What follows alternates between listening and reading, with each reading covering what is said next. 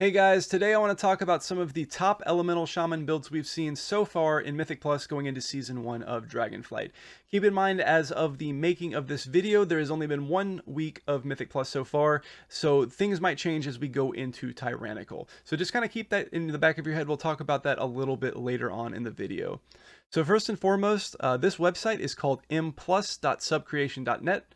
Basically what it does is it aggregates talents that have been used in logs that have been uploaded to Warcraft logs. So anytime someone logs a dungeon on Warcraft logs, this site is like pulling from it, and so we can break down and see what talents are being used in those dungeons. So not every dungeon is going to be represented by this website. It's only the ones that are being uploaded to Warcraft logs. So even though the top key or the max key we've seen is a 19 here, we do know that Raimi, who raids in Method, has been doing 20s. He just has not been logging them.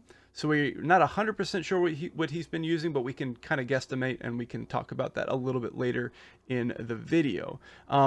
So this is a great resource to kind of see what people are using. You can select it through dungeons or just by overall dungeon if you want to see what is the top build in terms of people using it, or just by the max key level. You can do a lot of things. You can either just search for the full capstone and talent choices, or just go by the talented abilities, which is, in my opinion, probably the most helpful for the purposes of what we're looking at today.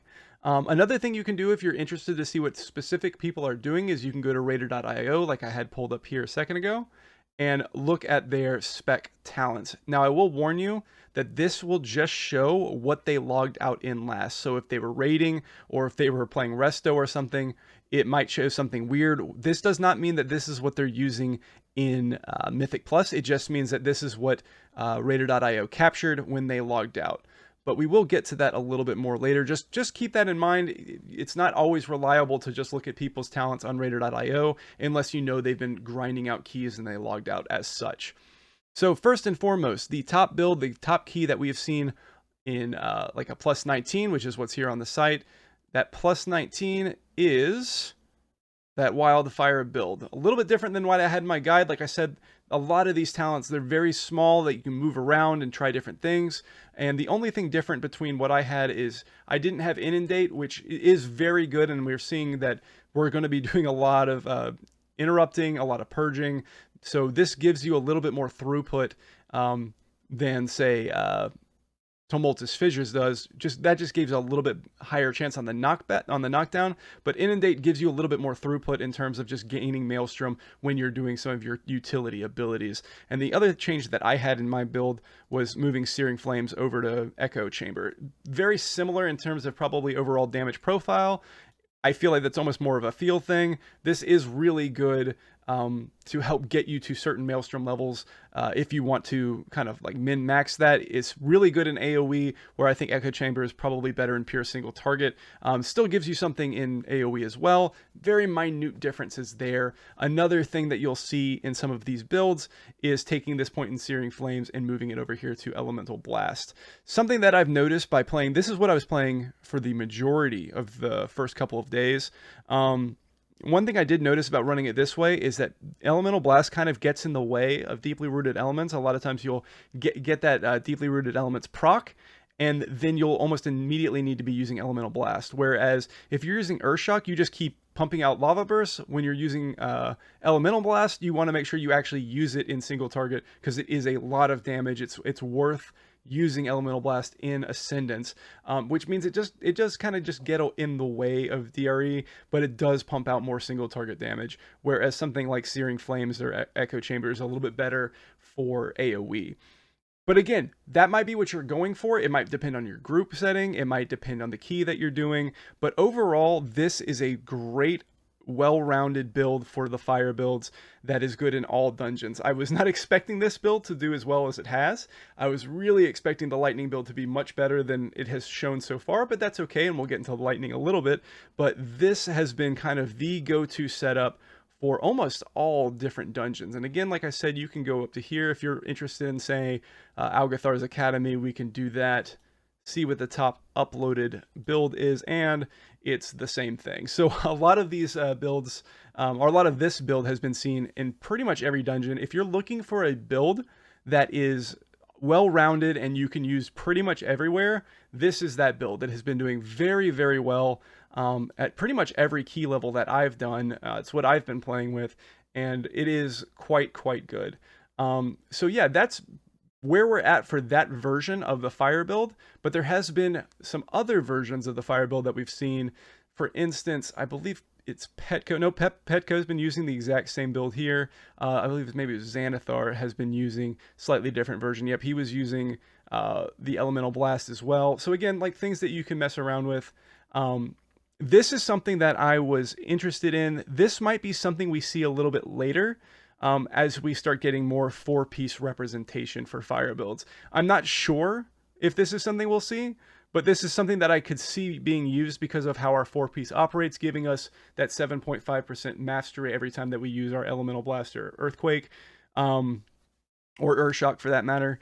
This just gives you just so much more of that damage for your Elemental Blast because you're using Mountains Will Fall. So keep that in mind. I think most people only have 2-piece right now, but this might be something we start seeing more of when more people have that 4-piece. So there is a lot of different versions of the fire build out there. Feel free to move your talents around, try different things. It's a very forgiving spec right now, or build right now. There's one other thing that we might see more of in Tyrannical, which is this, what Raimi logged out in. Again, maybe this isn't even what he was going for, but this, basically switching this talent to Primordial Surge, basically turns you into a Lava Burst machine. And I've even seen it run with this point moved, like say over here. Again, a lot of different things that we can see and use for Mythic Plus, and this just gives you a little bit more of that pure single target and a more chain gunny approach to Lava Burst. So yeah, again, a lot of different things you can play around here with the fire builds. I've seen a lot of the flow of powers being used at some of these higher keys as well, but not always. So one more thing that you can take a look here. Sometimes, like for instance here, not taking improved Flame Tongue weapon, they did make that fix with the Howling Rune, that you can't have Howling Rune and improved Flame Tongue weapon at the same time. So it's not as good as it was when you could have both on there. So maybe it is worth using that Howling Rune instead. So keep that in mind. Lots of different builds, but going back to it again, that this has kind of become like the old standby already, at least so far in the first week. So with that being said, let's go ahead and go into some lightning build stuff, because I know a lot of people are interested in how the lightning build is going. I know that was a very popular build for some people, and unfortunately the lightning build just hasn't really seen the same level of success, but it is there. You can run it. The highest we've seen it at so far is like a 17, at least in the things that have been logged. And this was actually, I believe this was done by Windspeaker. Yes, it was. So Windspeaker is a Russian shaman, and he's around, let's see what he's at. He's at like 54 worlds. So again, very high in terms of overall rating.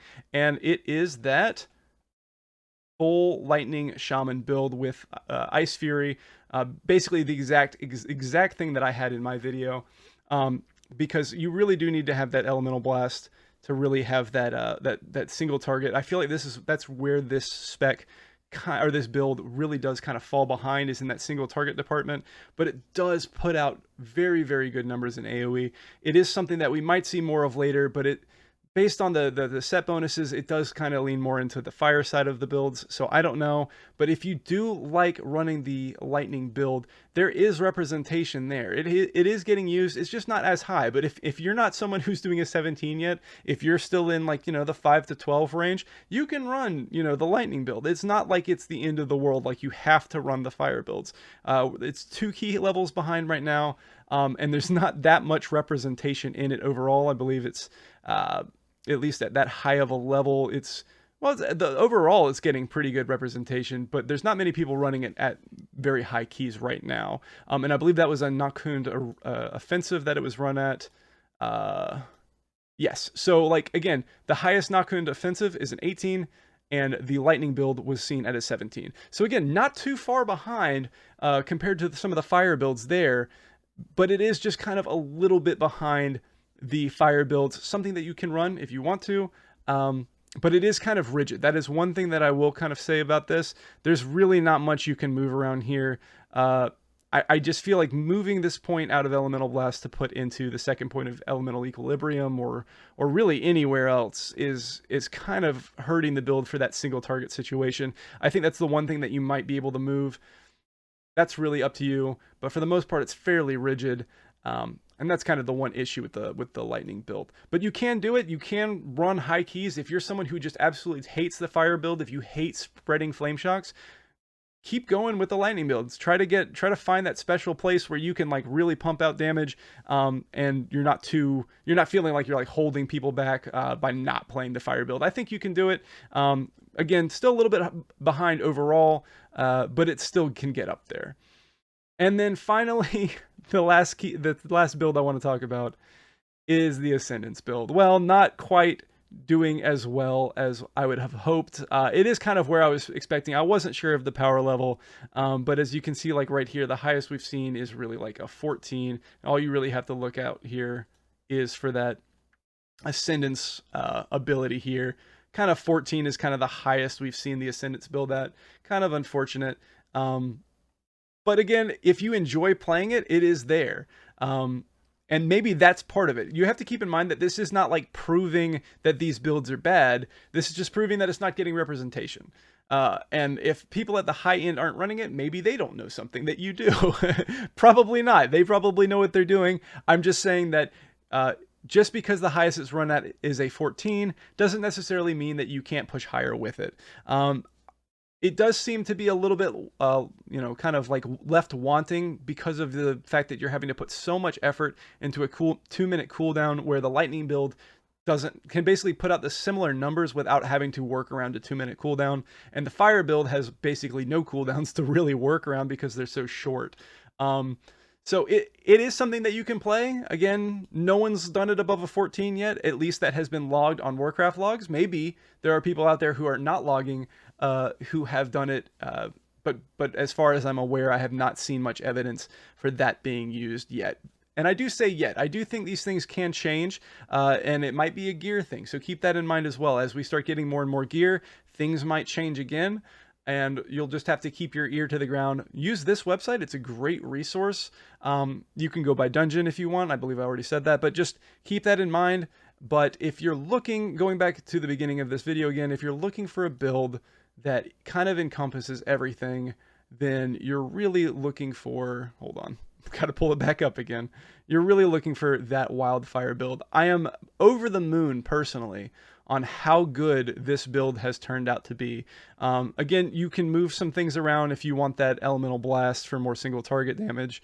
But for the most part, like this is just a very solid build and will get you there for pretty much any dungeon that you're looking for. So hopefully this was helpful. Hopefully this is something that you might use in the future here. But again, keep in mind for Tyrannical, the things might change, and some things, like for instance what I was showing before with Raimi, this build here, this might be something we see more in Tyrannical, or even changing Skybreaker's Fiery Demise to Windspeaker's Lava Resurgence, and maybe even an Aftershock to really go all in on that chain lava burst type play style. That might be something we see as well. So just keep that in mind. Things might change for Tyrannical next week, and maybe I'll make another video on it then.